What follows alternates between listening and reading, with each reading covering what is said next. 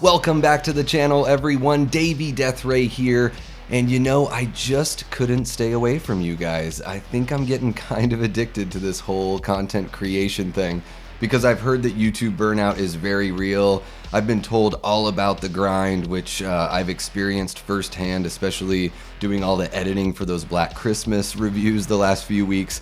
But it's been so much fun, doing the scripted stuff and then being able to hop over here with you guys and just having more of an off-the-cuff stream of consciousness conversation kind of thing where I don't really edit too much and I let the flaws hang out there, So with this kind of setup, we reviewed the It's Me Billy Chapter 2 teaser trailer, and then we also covered K-Star's song Everybody's Waiting for the Man with the Bag from Black Christmas '06 because I had totally missed the connection there. I mean, obviously I realized that there was a Christmas connection, but just the whole the bag thing, because it's such a big deal in Black Christmas, especially in the '06 version. So it's been really fun to do this kind of stuff where it's just a little bit more myself and yeah, less scripted. So I'm gonna call this series I Finally Watched It.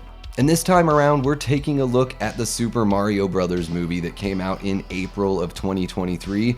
And I just never got around to seeing it for really no good reason at all. But as I record this, yesterday was Christmas, and Kate and I were just looking for something light, something we hadn't seen before, and we were just ready to sort of switch tracks from the whole Christmas thing. So we popped this in on Netflix and really had a good time. The story is pretty simple here, and it's definitely a kid's movie, which I can certainly appreciate, and the film is only about an hour and a half, which I appreciate even more because it makes it so much more rewatchable and something that you could just pop in or maybe have in the background. Catch some of those Easter eggs you may have missed the first time around because holy crap, there are so many. I was looking all over the place every second and I'm sure I missed tons of those. But yeah, really fun, sort of, different than the normal kind of Mario story. So it's not like they just took the classic story from the video games where you're automatically the hero and you've been charged with this quest. It's kind of cool to see Mario go from our world, well, an animated version of our world, into the Mushroom Kingdom, and then he's got to sort of get his chops and practice up and have his Luke training with Yoda scene, as it were, so he can be the person that can be the hero. And the animation here by Illumination is really damn good. I would say, the littlest gripe that I've got is that I wish Bowser's face didn't look so much like a fruit snack, like a gummy fruit snack. There's just not much like texture there on the face. And I also, I know this is the way they're making Bowser look lately with more of that yellow look. I just wish it was more of like a subdued sort of tint of yellow that, made him look a little more reptilian. But man, the knitting and everything on the hats, the texture on the hats and on the clothes and everything in the world, it looks beautiful and something that I hope Nintendo goes back to Illumination, and I hope they tackle some things like Zelda and gosh, maybe even like something fun like Metroid. I mean, we could see, this kind of animation is getting so realistic. I know with Mario Brothers here, you can tell by looking at it on the screen that it is a little more cartoony, but you could do something like Metroid and make it look pretty dang real, and just have all the freedom in the world because you're working with pure animation. Getting into the voice acting, this is a pretty solid cast, and I enjoyed it for the most part. Chris Pratt is pretty charming as Mario. He puts in a really good performance, and Charlie Day, who I love from It's Always Sunny in Philadelphia, is pretty great here. That you really feel like they're brothers, and there's this emotional connection. They have other family members in the film, but these guys are bonded more than anyone else. So while they don't necessarily spend a whole heck of a lot of time together in the movie because of the film's plot, whenever the two brothers are in a scene together, you feel like it's not just a Mario movie, but it's a Mario and Luigi movie, which is pretty awesome. Anya Taylor-Joy, I really liked her as Princess Peach. At the beginning when she came out and was talking to her little toad people, she was sort of like, da, da, da, da, da, da, da, was like the way she was saying every sentence, and I was like, what's going on here? But I think I realized later on that it must have just kind of been her putting on a show for them, because once she steps away from that, she starts talking more like a regular person. And, we've got Keegan-Michael Key as Toad here, like the Toad. I kept on calling him Captain Toad because he reminds me of that character from the game. Sounds like they did a little of like a pitch thing on his voice to make it a little higher, and he's really charming here as well. I would say Seth Rogen, I'm kind of mixed on Seth Rogen. I don't dislike it all the time, but sometimes I'm just like, I feel like he's not doing anything really with his voice that he doesn't do in everything else that he's in, so it's just Seth Rogen. And then Jack Black as Bowser, I liked most of the performance as Bowser. I wish they put like a little bit of a vocal effect though, just to give a little mud on his vocal, deepen it a little bit, do something that's maybe not as extreme but something similar to like what the Kylo Ren mask did in The Force Awakens and those movies.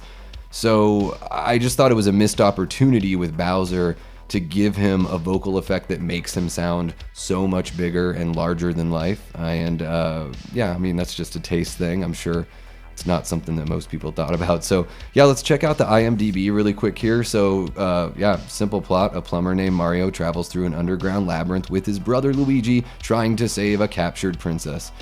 Well, I don't know if that's really that accurate, but I don't want to spoil anything for the people that haven't seen the movie yet. So if you haven't seen it, it's on Netflix. Looks like it's on Prime Video, but you have to pay.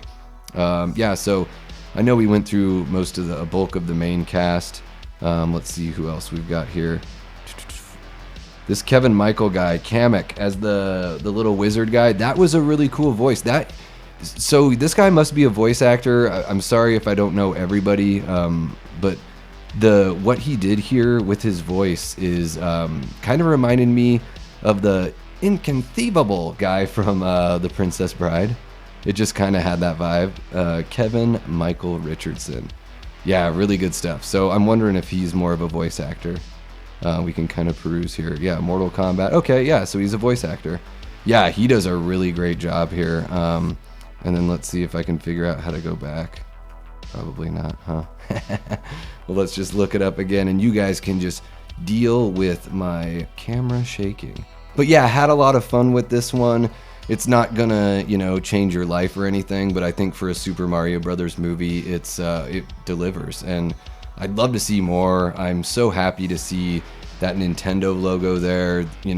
The fact that they're able to find a production company that they trust to make a movie of this magnitude, with a character that's basically like the Mickey Mouse of my generation. I was born in 1982, so I'm 41 as of this recording here, and I grew up with like the Atari 7800, so I grew up playing the original Mario Brothers before it was Super. And then, I have 4 older siblings, so we had a Nintendo when I was pretty young, and I was playing Super Mario Brothers by the time I was probably like 4, something like that, 3 or 4 years old. So he's been a staple of my life forever. I'm also really into, Sega Genesis and all that stuff, so I just kind of like what I like. I'm not necessarily a Nintendo or Sega guy or any sort of loyalist, but I absolutely adore Mario. I think most of the time when Nintendo does something with him, they knock it out of the park, and it's at least a fun, different experience. I don't expect every game to be the best game I've ever played. I just want to have some fun.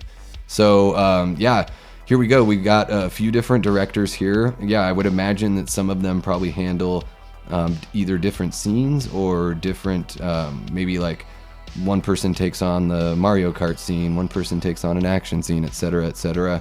Only one writer, though, which is pretty impressive, especially nowadays in Hollywood, just to see one person listed as the writer. So Matthew Fogel, good job, man. This movie does what it needs to do, and it's got heart, and it also has enough references to everything that we know about Mario and Nintendo without it being too in your face.